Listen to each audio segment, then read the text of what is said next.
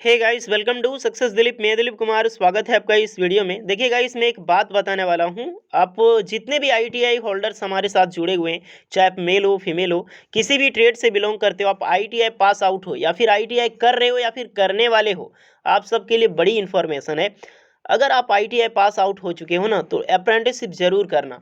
अगर आप अप्रेंटिसशिप नहीं कर रहे हो, सिर्फ ये जानकर कि उसके बाद जॉब्स नहीं मिलती है, खुद अपने फ्यूचर के साथ खेल रहे हो। अपनी मतलब होता है ना, पैर में कुल्हाड़ी मारना, बिल्कुल वही काम कर रहे हो आप। आपको गाइडेंस नहीं पता है सही चीज की, क्या सही है और क्या गलत है। ये जो 2 साल में डामाडोल हुआ है ना अप्रेंटिसशिप को आफ्टर जॉब्स को लेकर, ये आपकी लगभग लगभग 19 से लेकर 21 के बीच में, ये ओनली फॉर कोविड के कारण हुआ है। इसमें बड़े बड़े जॉब्स जो हुए हैं, जो अपॉर्चुनिटी, जो टीसीएस वगैरह इन्फोसिस में जॉब करते हैं, वो भी बेघर हो चुके हैं। तो ये कभी मत समझना कि मैं आईटीआई पास करके अप्रेंटिसशिप करके हमको कुछ नहीं मिला 2 साल में। तो सबसे बड़ी गलतफहमी है, सबसे बड़ी गलती है आईटीआई कैंडिडेट्स को। ये चीज़ समझ नहीं आती है अपडेट वर्जन को लेकर कि क्या इंडिया में चल रहा है। और यही बात है, अप्रेंटिसशिप को लेकर सरकार एक बड़ी पहल लाने वाली है। देन मानसून सत्र आपका लाने वाली थी बिल को लेकर, थोड़ा सा क्या इशू है वो मैं डिस्कस करूंगा। देन एक नोटिस अभी चल रही है, अब से नहीं होगी अप्रेंटिसशिप। जो एआईडीडी एग्जाम्स होता है ना, 1 साल अप्रेंटिसशिप करने के बाद, उसके बाद एग्जाम्स होती है, तो एग्जाम्स नहीं होने वाली है अब फॉर आईटीआई वालों के लिए। तो ये एक बड़ी पहल है और एक अच्छी पहल है। इसको कभी नेगेटिव में मत लेना, एक बहुत बड़ी पॉजिटिव चीज़ होने वाली है आप सबके लिए।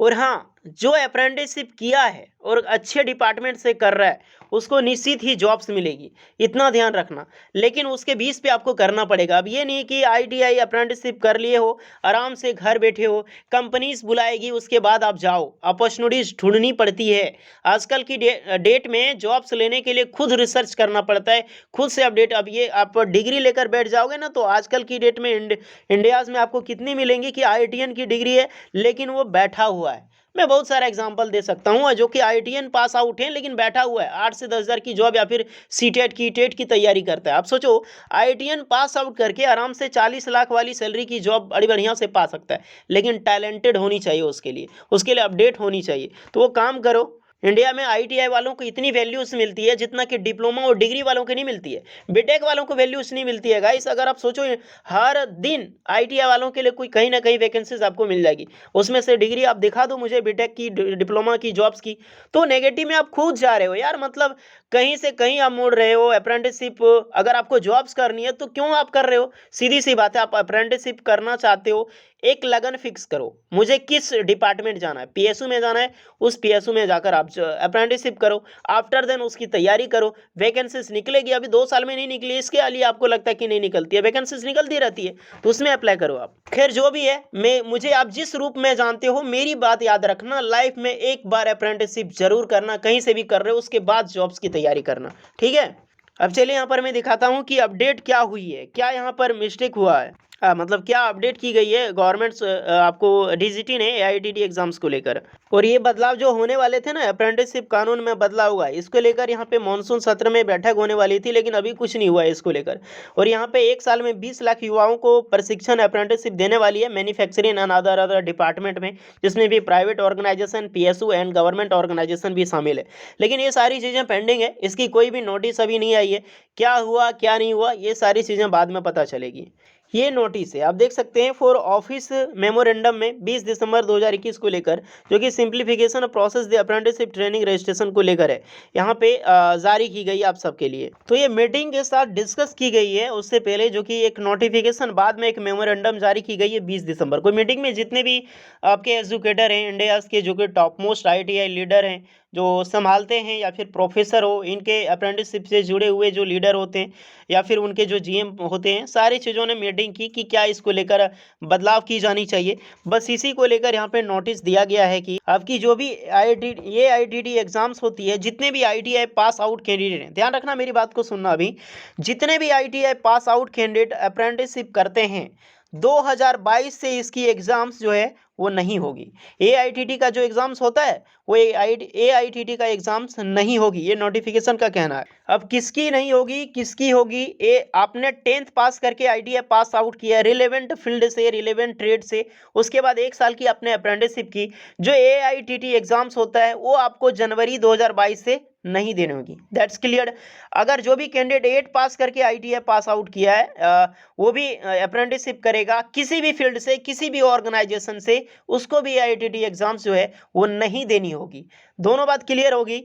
अब हम बात करते हैं, कई सारे विभाग होते हैं, जैसे रेलवे भी करवाती है, आपकी DRDO हो गया, अभी DRDO की अप्रेंटिसशिप निकली है, बहुत सारी ऑर्गेनाइजेशन है। मोस्टली सभी कैंडिडेट क्या करते हैं, 10th पास करके है, जो 10th पास करके भी अप्रेंटिसशिप होता है, तो 10th पास करके किसी में 2 साल, किसी में 3 साल का, जैसे कि अभी ऑर्डिनेंस फैक्ट्री में अब तो वैकेंसी निकलेगी ही नहीं, ऑर्डिनेंस फैक्ट्री में बंद हो गया है। अब 10th पास करके उसमें 3 साल की होती है, तो भाई वो भी अप्रेंटिसशिप कर रहा है अगला, तो उसके भी एग्जाम्स होते हैं AITT एग्जाम्स। तो जो ओनली फॉर 10th पास करके करेगा वो AITT एग्जाम्स देगा, उसका एग्जाम्स तो होगा ही होगा। लेकिन आप ITI पास आउट कैंडिडेट हैं तो आपकी एग्जाम्स जो है वो नहीं होगी। अब यहाँ पर ये कोई ऐसा नहीं समझ लें सर AITT एग्जाम्स नहीं होगा, सर्टिफिकेट नहीं मिलेगा। सर्टिफिकेट मिलेगा, मैंने एग्जाम्स के बारे में बोला है, सर्टिफिकेट आपको दी जाएगी। सर्टिफिकेट किस तौर पे दी जाएगी, एक वाइवा लिया जाएगा, छोटी सी ट्रेनिंग होगी, मतलब छोटी सी आपकी जो है प्रैक्टिकल टेस्ट ली जाएगी, जिसके भी आपसे आपको मार्क्स एंड आपका जो सर्टिफिकेट मिलेगा। वहीं पर 10th पास करके जो अप्रेंटिसशिप किया उसको यहाँ पर एग्जाम्स भी होगा, प्रैक्टिकल, देन उसकी जो है यहाँ पर सर्टिफिकेट मिलने वाली है। ये सारी चीज़ें बदलाव होने वाली है, ये नोटिस जारी की गई है। देखिए ये नोटिस के जरिए और होपफुली ये एक्ट बनने में समय नहीं लगता, ये सब सारी एक्ट आराम से संभाल सकती है गवर्नमेंट, क्योंकि डिस्कस किया गया है, जब जारी की गई है तो एक्ट ए बन सकती है और इसके लिए कोई भी रुकावट नहीं आएगी। ये नोटिस है, जब गवर्नमेंट द्वारा रिलीज जो मेमोरेंडम जो आएगी आपके पास संसद द्वारा, उसके बाद ये एक्ट लागू होगी।